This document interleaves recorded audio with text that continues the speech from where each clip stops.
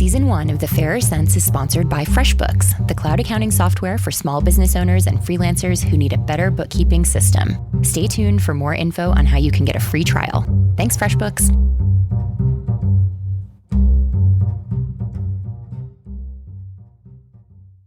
I'm Kara. I'm Tanya. And this is The Fairer Sense.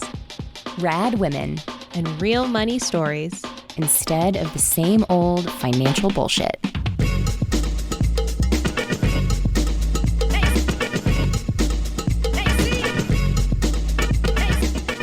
On today's episode, we're letting the men talk. Because it's about time someone let them have a say. Hashtag men's rights. Hey, Tanya. Hey, Kara. What's up? So should we talk about what we're both really stoked about this week? Yes. Let's let other people in on our joy. I suspect that lots of people share our joy this week because what we are so fired up about is the women speaking up at the Golden Globes and just some really, really beautiful truth to power moments, like Natalie Portman when she announced the nominees for Best Director saying, and the all male nominees are, God, what a priceless moment, because so much of this stuff, like, it's great to show symbolic support for things. And we all know for years, like, Hollywood has worn ribbons to award shows and all that kind of stuff. But like actually calling things out directly, I think feels very different to me. Oh, yes. And I know that when they announced a few weeks ago, wear black in support of the Me Too moment, a lot of criticism came out of, okay, well, that's nice, but that's not changing the problem. So to hear people on stage or on the red carpet say things and to really address it, and by people, I mean women. I actually want to clarify that. Women on the red carpet.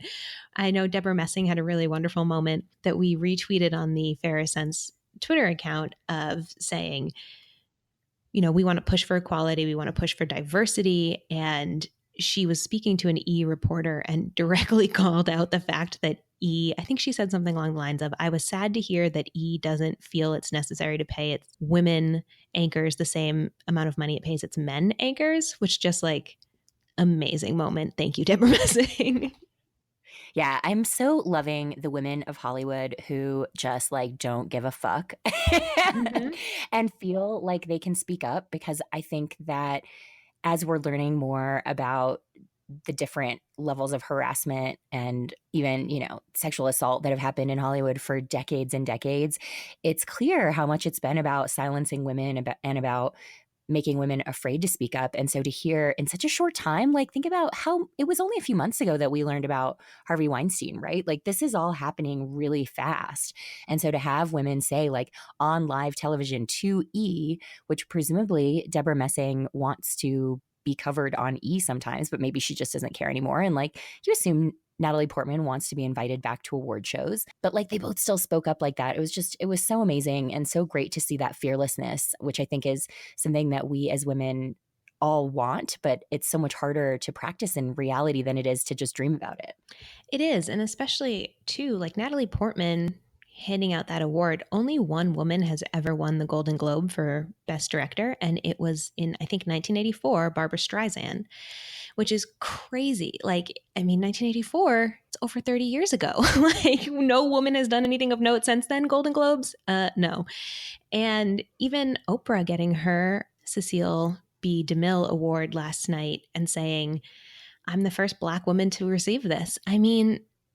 It goes back to this idea of intersectionality, and women of color face the same and more obstacles as white women in Hollywood. And it's crazy to me that it was allowed to flourish for so long. And I hope moving forward, we see more action rather than just these symbolic gestures. I hope also watching the Globes and watching Oprah accept the Cecil B. DeMille Award, like, I'm sure we were all thinking the same thing, which is, will she please run for president?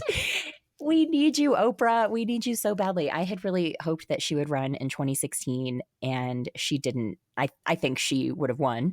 And it now, just looking at Twitter today, the day after the Globes, it has felt like there is a lot of talk about that. So, like, oh, fingers crossed. Come on, Oprah. We need you so badly. That's so interesting. And everyone knows I'm Oprah's number one fan, but I actually don't think she should run, which controversial, I know. I love Oprah. I do think in some ways she'd be a great president, but I think we need to move away from this cult of personality of saying, I really like this person and I want you to be president. I think we need to focus on who are the people who have political experience to be president, because it's such a demanding role. Obviously, shocker, being president is a demanding role. And I think that we're seeing, with the rise of just kind of the cult of celebrity, people are getting really attached to a person, but then you have to separate them and say, how will they perform in this role? Can they bring the experience, the mindset, the ability to the role? And I happen to think Oprah would, but I also happen to think that I don't think she should run. Yeah, I mean, I definitely see that, and I know she would get beat up a lot in the races. You know, Mark and I have worked in politics for a lot of years and have a pretty good sense of what a toll that takes on someone. I think, though, we just need someone who's competent. And I think the problem is that most of the people who want that job, Hillary notwithstanding, don't actually have executive leadership experience and don't have the ability to balance a whole bunch of things and to speak about it clearly. I mean, I actually do think she has all the skills necessary. And the problem is, like, looking at people with political experience, they're also tainted now, and so many of them just have no moral compass. I'm really talking about one side of the aisle in particular, of course, but I think even if you look at Democrats, there just aren't that many right now who really can connect with people in a way that we need them to, because really your job as president, more than anything, is being a communicator, is telling the story of what the priorities for the country need to be, communicating with the world, helping us be the best version of ourselves. Obviously, our current president is failing at every single one of those, and to me, that's all stuff she does. Plus, she has run a very large media empire for a lot of years and been the face of it. And so I would fully support her doing it. And I'm just looking at Twitter right now, and it is a trending moment at Ooh. this time. And her friends are saying she is actively thinking about it. Oh my So gosh. I yeah. mean, I'm looking at my St. Oprah Winfrey candle that I keep next to my desk. And I'm thinking, I mean, honestly, if she paired with like an Elizabeth Warren, I mean, that's a powerhouse ticket that I would like sell my soul to see in the White House. Yeah. um, I think, yeah, I mean, I think it's just something to be aware of, this, like I said, cult of personality and cult of celebrity, but I am Team Oprah forever. So Yeah, I mean, like, the flip side is, if you look at, like, last week, the discussion was about Kirsten Gillibrand and is she too ambitious to be president, which is a question that has been asked of 0 men ever, and it's so insulting to women everywhere that that's, like, the first question. Like, really?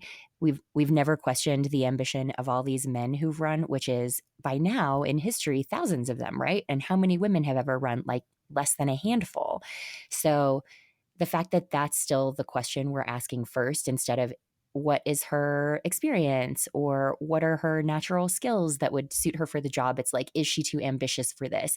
Meanwhile, we have like the craziest person ever, the Twitterer in chief. Like, no one's talking about whether he's too emotional, but yet women are too emotional to be well, president. and it's absolutely insane that they would ask that question about Gillibrand when we are also asking, is Trump stable? Is Trump mentally stable? Like, are you kidding me? I would rather have a cutthroat, ambitious, whatever in office instead of someone who is clearly, I mean, personal fact, my grandfather has really severe dementia, and I have an uncle who's a doctor who's kind of been through the whole experience with watching my grandfather decline. And he said to me over Christmas, he thinks Trump has dementia. And I was like, would not be surprised. like, oh, but I mean, to back up to the point, it is super sexist for anyone to ever question a senator's ambition and a female senator's ambition. And it is absolutely crazy to me that that is a conversation people are choosing to have over literally anything that's coming out of the White House. And it's total batshit mess. Yeah. Ugh. Okay, well, shall we go back to the Globes? I think it still felt like a really positive moment, and I hope it's momentum that we can continue to build on and not just have these empty gestures, but really to keep speaking truth to power and calling out sexism where it lives. I think that's so critical. Yeah, I think we really are going to see more of this impactful speaking up and actions. And I hope that the next big step that we see is getting men more actively involved, because that's necessary to create real change. And something that happened last night is no man was asked on the red carpet about the Me Too movement and the moment that we're having. No man was asked about sexual harassment in Hollywood. And what I have seen in the recaps, only one man addressed it on the stage, one of the actors from This Is Us. So it's really critical to get men involved. And we have to have these conversations with them about sexual harassment, about these really hot wire political things, but also about everything. Like, we as women can't get equality by ourselves. We have to involve men. Yeah, I agree with you. I think it's it's sort of like this year at the Globes was a different version of past years where they ask the men substantive questions about their roles and then they ask the women, who are you wearing? And so this year it was the same thing. It was one set of questions for women wearing the black dresses and one set of questions for the guys. And yeah, that's not the way that we make progress.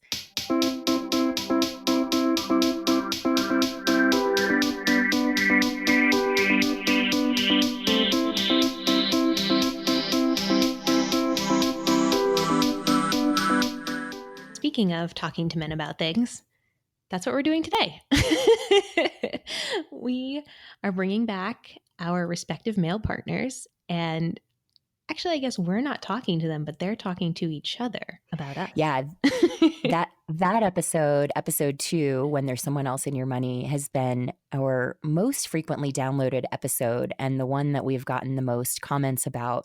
And so we wanted to bring the guys back. As Kara said, we weren't part of the conversation at all. We just let them chat together, which is funny because they've never actually met each other. They both know a little bit about each other through us, but it was pretty interesting to just let them sit down and chat about a lot of this stuff and just to hear from a guy's perspective about, like, when you think about what you learn from being partnered with like a badass lady, or you think about like some of the stuff that they think about that impacts the way that we as women operate with our money. It's really interesting. And I think that that's also something, like, as much as we as women all need men to listen more, it is interesting also to listen to them and how they're thinking about this stuff so that we can think really thoughtfully about how to incorporate them into the conversation. Absolutely. And it is funny. I think both of our boos are pretty woke, are aspiring to be woke in some ways. And I think it's really interesting for them to talk to each other about that as opposed to just us.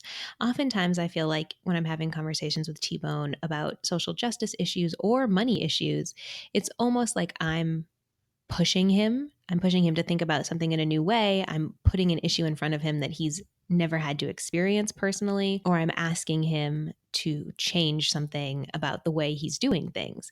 And I think instead of having that conversation with me and that dynamic, sitting down with another dude who has been in that place to say, oh yeah, what is it like to be with someone who does push us? What is it like to have conversations with a partner when our financial situations are different?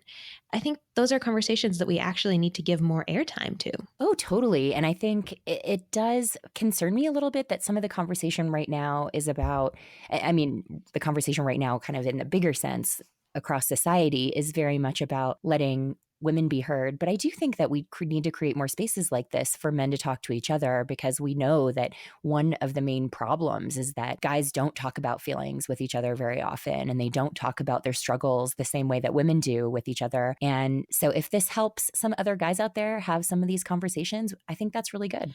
Hey, listen, toxic masculinity affects us all, including dudes. I don't know if you've seen that meme, but it's like a picture of two guys in a hot tub, and it's like two bros in a hot tub chilling 5 feet apart because they're not gay. And it's just like hilarious and also so sad because, yeah, this weird stereotype that we have of, men don't cry and men have to be like the breadwinner and bringing home the bacon and the provider and in so many ways, and they can't show any emotion because emotion is weakness. I mean, kill it with fire. That is so dumb.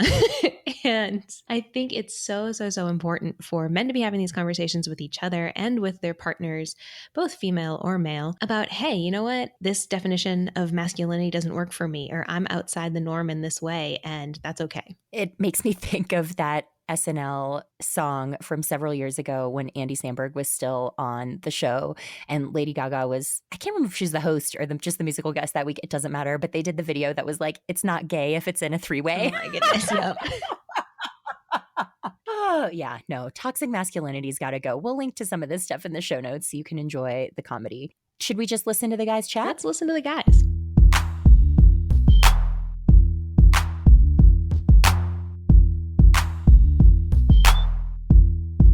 Should we say hi like Tanya and Kara do to each other?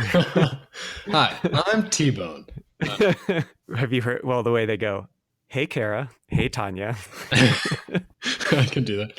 Hey, Mark. Hey, T-Bone.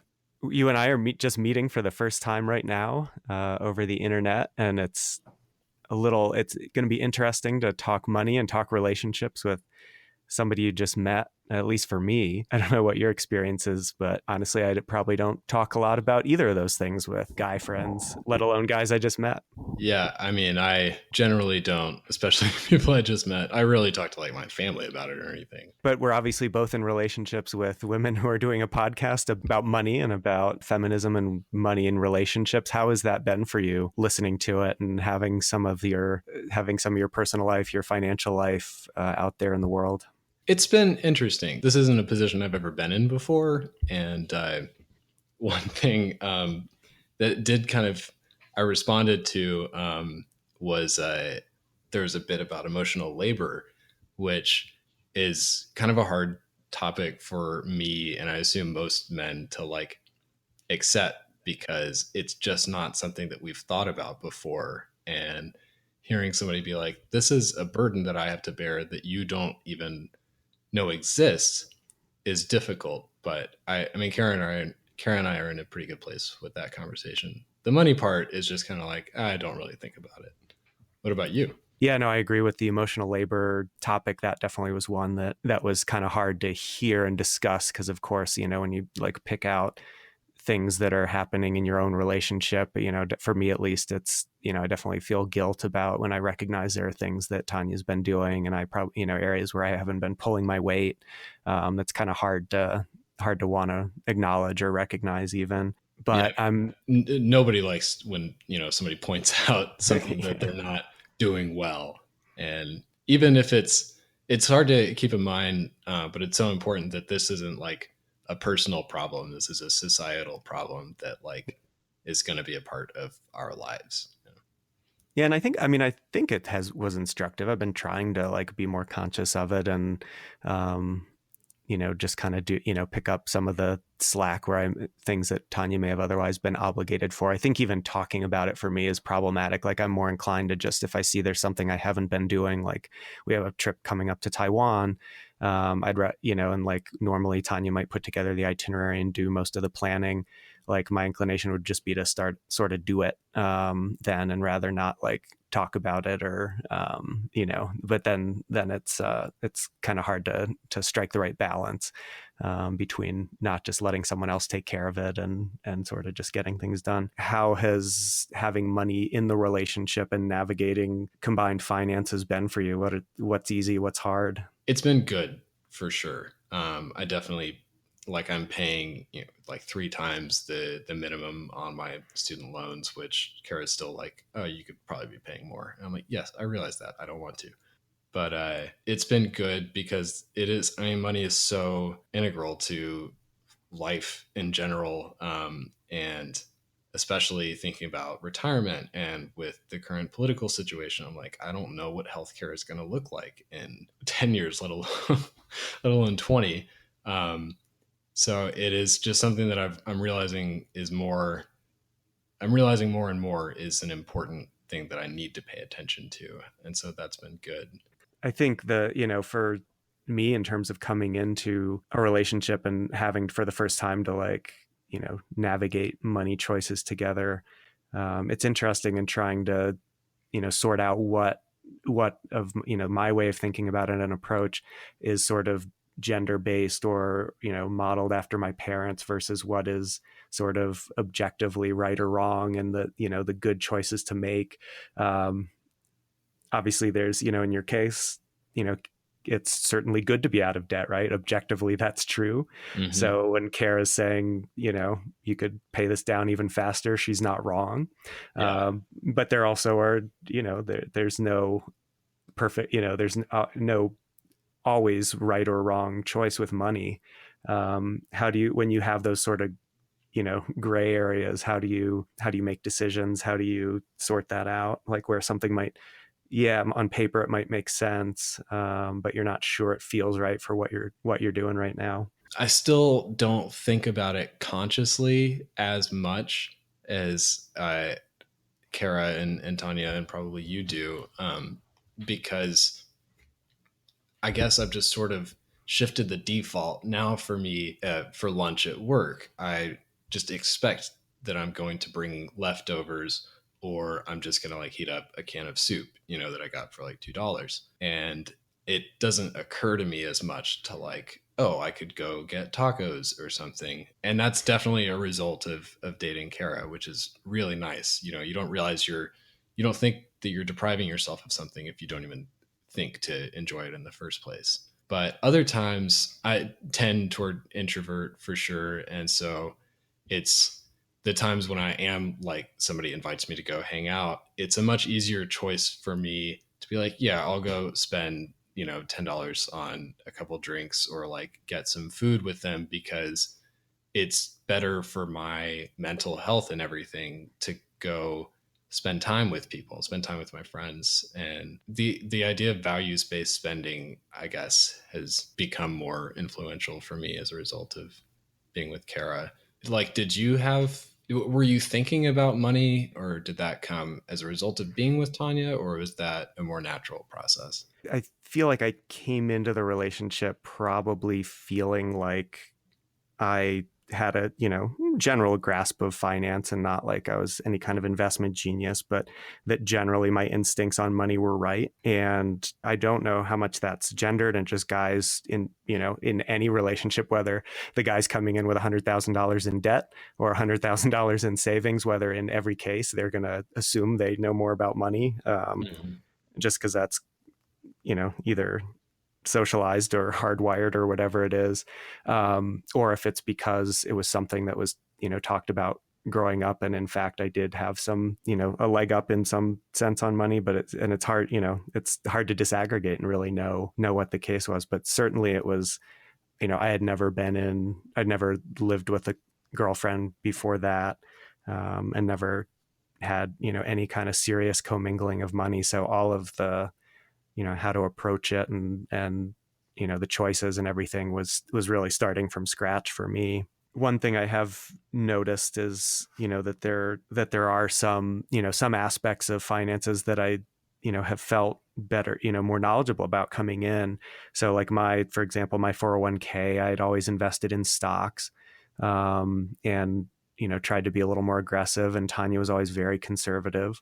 And before we sort of discovered the FIRE path and read a book that really laid out investing strategies, Tanya was even nervous about putting any money in the stock market because you might lose it.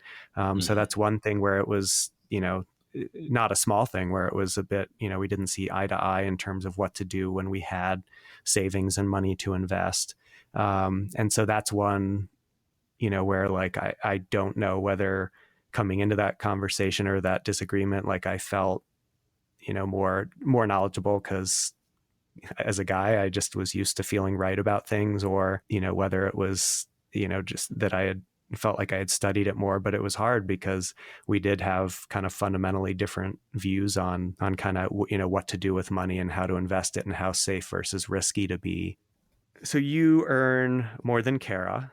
And when I was working until recently, earned more than Tanya. And that's always, I think that's probably been, at least in our case, it seems like that's something that's been on Tanya's mind, and, a source of, if not tension, there was, it was always sort of there hanging over a little bit. And I always thought of it as kind of being mostly driven by two things. One, I was 3 years ahead in my career, being 3 years older. So I had just gotten more raises. And two, that we work in related but different industries. So it was a little bit apples and oranges. And my company may have just paid a little better than hers in some ways. Is that like, does the fact that you earn more, is that a issue in any way? How have you seen that? And has the way you've thought about it changed at all over time? It's really weird to consider because we work in different ways. I have been a like 9 to 5, W-2 employee for as long as I've been working, and Kara has always had like either a collection of jobs, or now she's like, she owns her own company and is just doing mostly freelance work. It's a lot, apples and oranges. It's difficult to compare. And so I've been at the same company for a little over 2 years now, and I don't know how, we're a nonprofit, but like I get paid really well. And I don't know, I feel guilty in general as like a straight white male for every privilege that I have. And I don't think about it so much in the context of our relationship. Well, how about at work? I mean, I assume you have both male and female colleagues. Do you think about the wage gap? Is that part of the guilt you feel as a straight white male? Is that something you think about at work? Yeah. Yeah, definitely. And I don't know what most of my coworkers make. Like you can find, C-level executives on, I think Texas Monthly, for any nonprofit or like government public institution. But besides that, I don't know what anybody else is making. But yeah, I mean, I think about the wage gap, and it's ridiculously unfair. I get really annoyed whenever guys and, women, anybody is like, oh, it's because women aren't asking for as much and stuff like that. I'm like, I have never asked for a raise and I've just gotten them. And it's not that I'm not doing anything to deserve them, but it's just like, that's such a bullshit explanation. Any of the explanations that people give for why the wage gap exists, like, well, it's because women do different types of jobs. I'm like, yeah, because they're socialized to only go for certain jobs. And, the people who are hiring are socialized to, expect men to be able to do the job when women can't. And I don't know, it's a pretty serious injustice. And I think about it, but not so much in my own life. Which is, I realize, a luxury that I have as a man. And it's easy for me to forget that, the personal is political. Yeah. We split expenses slightly. I pay, slightly more for stuff, but it's not representational of the actual difference in our salaries. So yeah, this has been a really rambly answer. Those are my thoughts. That's okay. Tanya will edit it down. Yeah, good luck. To where it says, I support the wage gap. Yeah, it's interesting. I think it sounds like you and I are actually in very similar boats professionally, in terms of the like awareness of the wage gap, and sort of understanding that it's a real thing. It's not the thing that I would often hear in, I did political research and polling and focus groups, and when the topic of the wage gap would come up sometimes in various focus groups, it's inevitably there would be a guy who would say something like, well, it's, guys do more dangerous jobs or more physical labor, things like that, as you mentioned, is part socialization. But the reality is the wage gap is, the analysis of it, understanding of it, isn't that simple. It's pretty sophisticated, and the gap exists despite those differences, right? So even when you control for experience and education and type of work and all of that, it still persists. So yeah, it's obviously much deeper than just sometimes men and women do different work. Mm-hmm. Yeah, as you say, I definitely had the luxury of not having to think about it at work.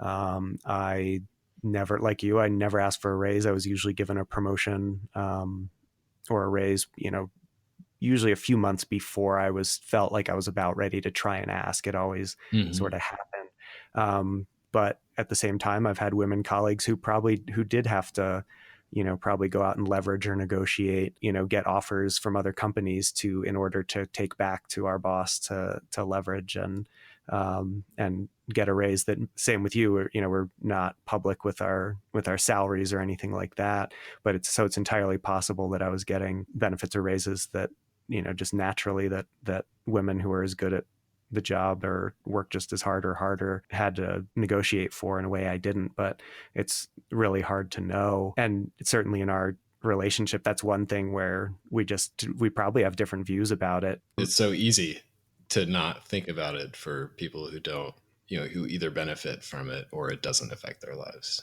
So I'm curious how it is for you being in a relationship with someone who both financially and in terms of life goals more generally is pretty strong-willed and has a vision of what she wants. Is that positive in your relationship? Is it a struggle sometimes?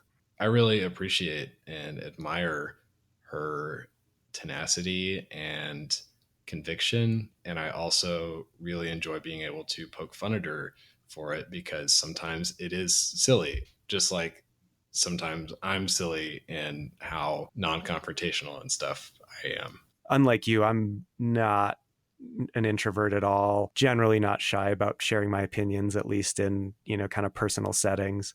And so it was for me, it was more of wanting, maybe a sparring partner or someone who can, go back and forth with and who's not just going to sit back and be the shrinking violet.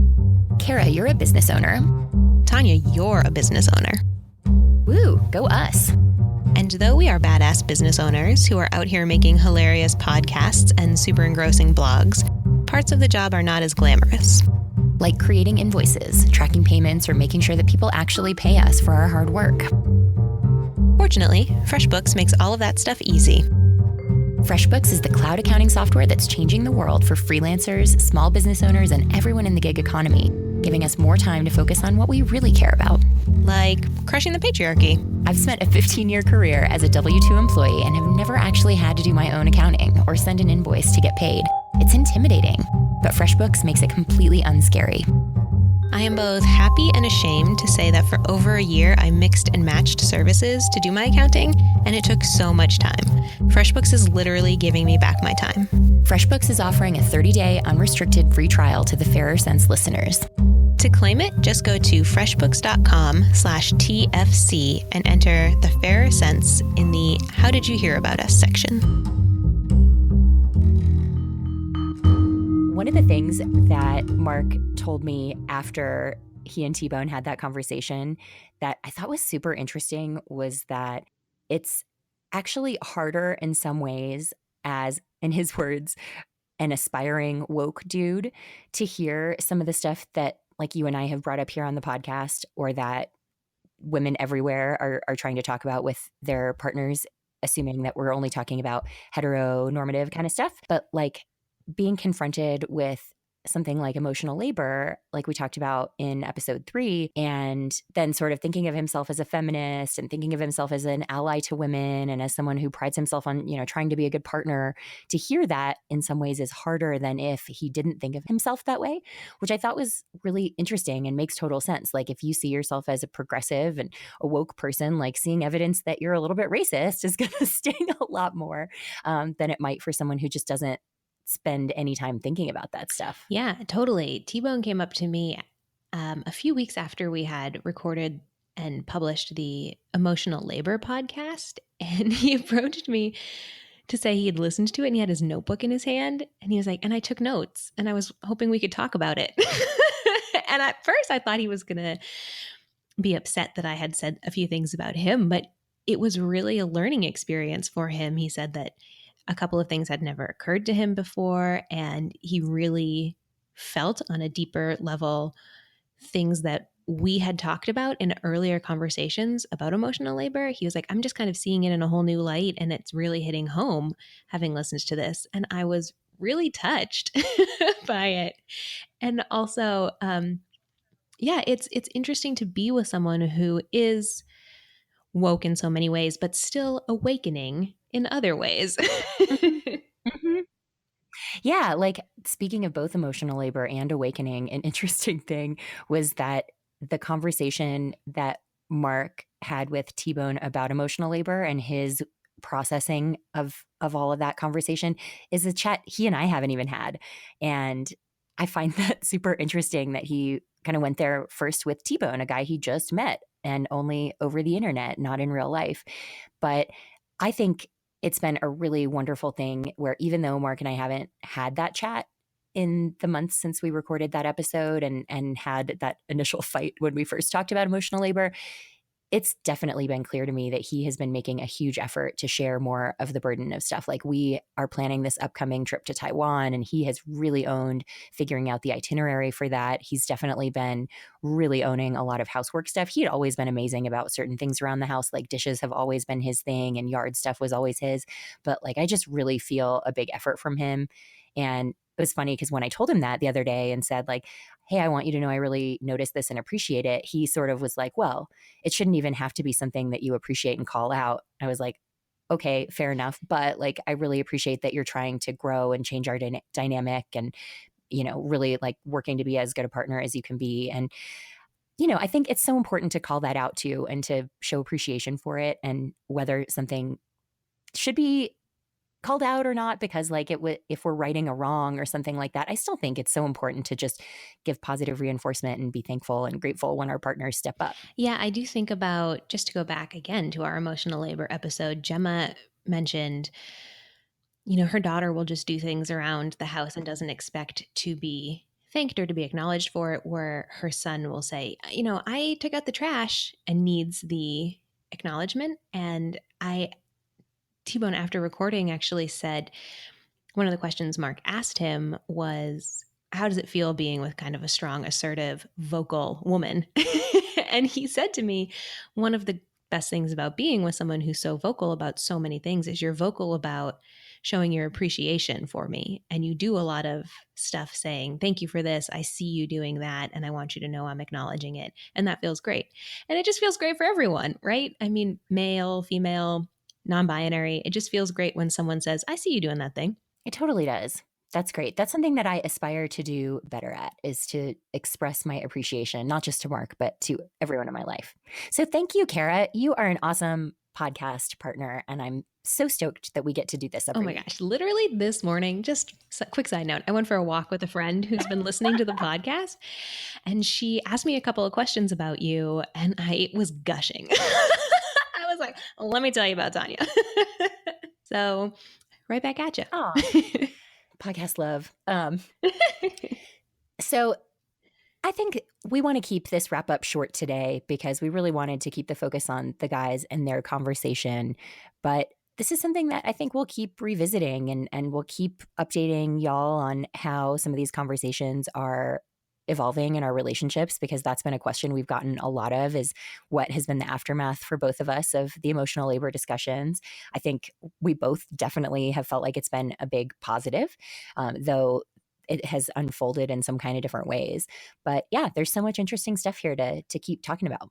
Absolutely. This is one of those kind of evergreen topics. And I know that I'll probably have lots more conversations with T-Bone about things like emotional labor or money. Definitely money. Holy moly.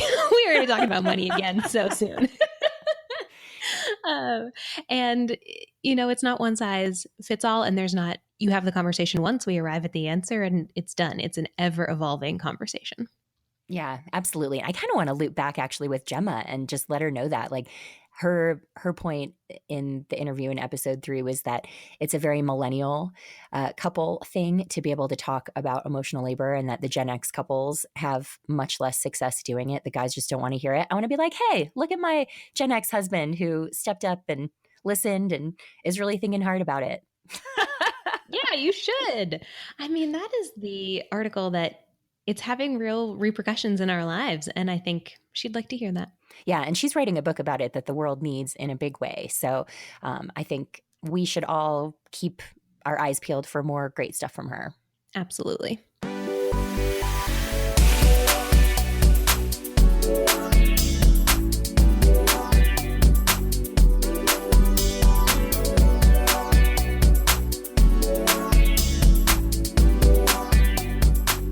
We are taking next week off to just get a little bit of rest and relaxation, but we're back at you with a few more episodes starting in 2 weeks. And so the next week might be a great time to go back and listen to some of those episodes that you haven't caught if you haven't already listened back from the beginning. Yeah, binge listen and hear all our thoughts, all our feels. Yeah, you can hear how our production has improved over the episodes. You can hear all our dancey grooves at the end of each one. Lots of good stuff. We've really evolved. It's really been an incredible first season so far. As always, you can find us on Twitter at FairerSense or shoot us an email at fairersense@gmail.com. And find us on the World Wide Web at thefairsense.com. And absolutely shoot us notes. Let us know what questions you have, what comments you have from the season. We want to hear all of it for our bonus episode in a few weeks, where we're taking listener questions and comments and all that good stuff.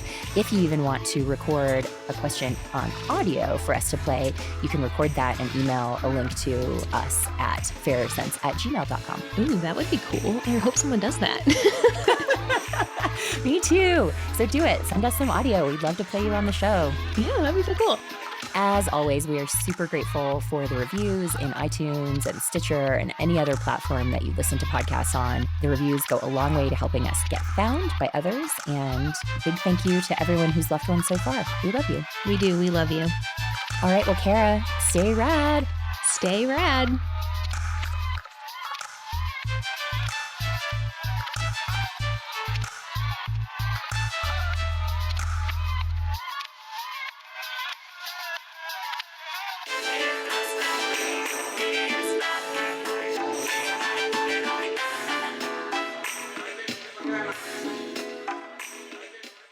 The Fairer Sense is produced by me, Tanya Hester, and the best podcast partner in crime ever, Kara Perez.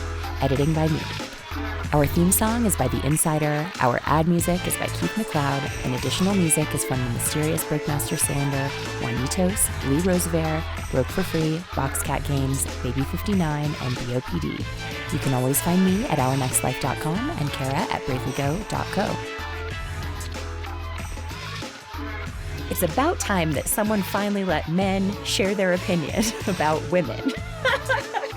Because isn't it time we had a conversation about feminism where a man's in charge?